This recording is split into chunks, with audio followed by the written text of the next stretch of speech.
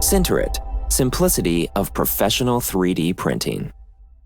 Taking out the print and cleaning it. Before using the device, it is highly recommended to read the full printed version of the user manual. After finishing the printing process, wait for the printer to cool down. The current temperature inside the printer is displayed in the Temp tab. It is impossible to open the lid if the temperature in the tank is higher than 50 degrees Celsius, 122 degrees Fahrenheit. Wait until the printer cools to below 50 degrees Celsius. But even when the temperature is around 50 degrees Celsius, refrain from cleaning the print until it fully cools. For cooling, open the printer, move the printer bed up, and leave the print for approximately an hour.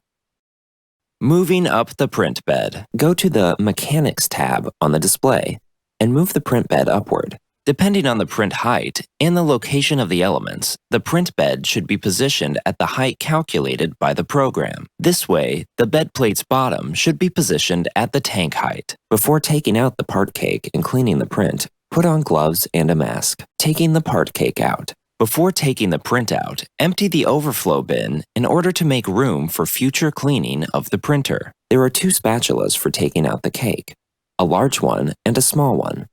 Position the small spatula between the cake and the printer's wall. Place the large spatula on a feed bed and in a sliding motion, sweep the cake. It is recommended to clean the cake in a place where the unbaked powder will be easy to collect, for example, a print form included in the set. Cleaning the print. Clean the print using the tools included in the set. The print should be cleaned as precisely as possible, as the recovered powder may be later refreshed and used for future printing purposes. Finally, the print should undergo sandblasting.